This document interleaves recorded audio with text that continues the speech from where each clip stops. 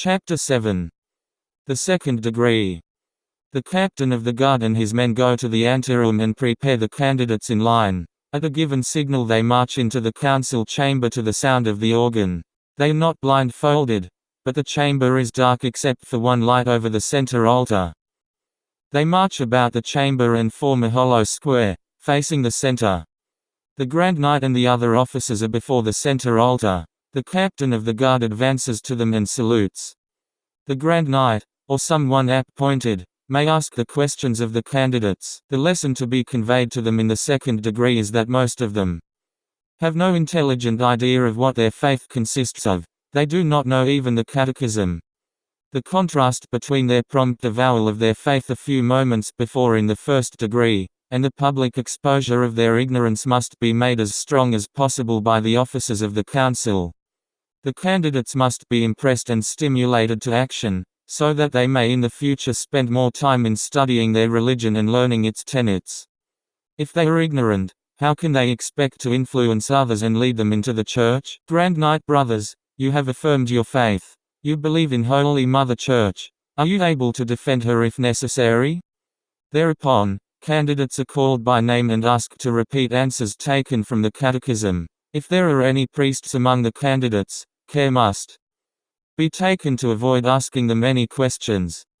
The questioner is allowed great latitude in his questions. Much of the success of the degree depends upon the subtleness and ingenuity of the questioner. For example, the questioner calls upon Brother, what is grace? How many kinds of grace are there, etc. After this catechetical quiz has gone on for some time, the Grand Knight gives the charge. Grand Knight brothers, you have sworn to defend the faith. Yet you have immediately demonstrated that you are unable to do so. You have failed in simple questions of the catechism. In former days, the clergy alone could instruct and guide the people. But today, the laity must be militant educators and light-bearers.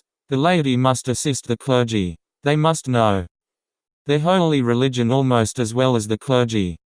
You, brothers, have had an example.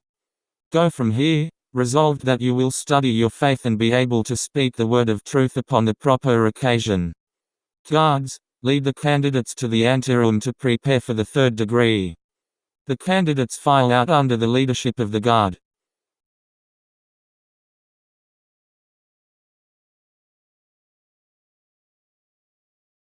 Chapter 8. Third degree preparation. The team. The personnel of the team which gives this degree is as follows. A captain of the guard in command of the team. A decoy priest. He wears the ordinary street dress of the priest, with Roma collar and rabbi. A secret service man incognito. Enough initiated members to scatter through the candidates and urge them to action. How robed? Several robed assistants. The robe is made of any black cloth, fitted with a peaked cowl like a monk's habit. Several doctors attired as for the operating room.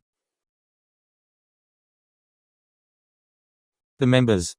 All members will wear black robes, entirely covering their regular habit, and will be masked. The Grand Knight will appear as usual, his ribbon of office his only adornment. In the center of the council chamber will be a table with surgical instruments and bandages.